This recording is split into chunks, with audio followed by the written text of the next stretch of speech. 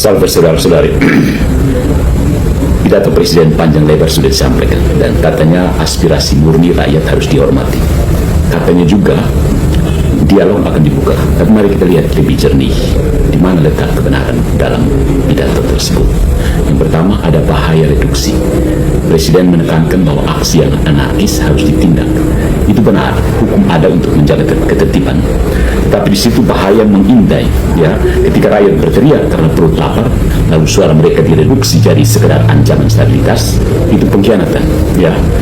Itu pengkhianatan terhadap realitas. Tidak ada asap tanpa api, tidak ada massa yang turun ke jalan tanpa luka yang nyata, ya. Yang kedua, ada ketegasan yang bisu. Beliau berkata aparat akan menindak tegas, tetapi bagaimana dengan aparat yang salah tindak? Janji proses transparan kedengarannya indah, tapi sejarah kita penuh dengan kasus di mana transparansi berakhir jadi kamuflase. Hukum jangan hanya tegas ke bawah dan tumpul ke atas. Kalau presiden sungguh cinta kebenaran, dia harus berani bicara. Jika aparat bersalah, dia harus dihukum setara dengan rakyat yang bersalah. Itu namanya adil, ya. Yang ketiga, soal martabat manusia, ya. Presiden memanggil kita semua ini saudara-saudara sebangsa dan setanah air. Ini bagus, tapi di menit berikutnya rakyat hanya dianggap massa yang harus tenang dan percaya pemerintah. Padahal martabat manusia tidak berhenti pada ketaatan. Rakyat bukan anak kecil yang disuruh patuh. Rakyat adalah pribadi yang punya akal budi, yang haknya adalah didengar dengan serius. Kalau pemerintah hanya menuntut percaya tanpa menunjukkan keadilan, itu bukan persaudaraan, itu paternalistik namanya, ya. Nah, saudara-saudari, poin berikutnya dalam pidato Presiden Prabowo adalah bahwa realitas itu lebih keras dari retorika.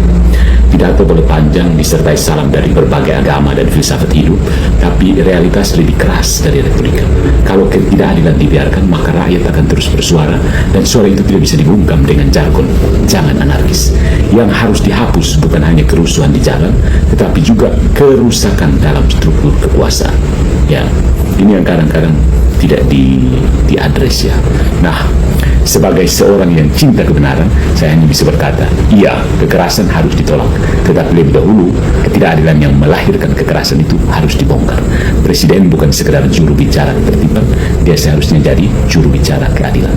Tanpa keadilan, pidato seperti ini hanya jadi pengantar berita, bukan pengantar perubahan. Dan kebenaran tidak hidup di kertas pernyataan, dia hidup di tindakan nyata, berpihak pada rakyat kecil, membela martabat manusia, menegakkan hukum dengan imbang, ya. Salam saudara sebangsa dan setanah air.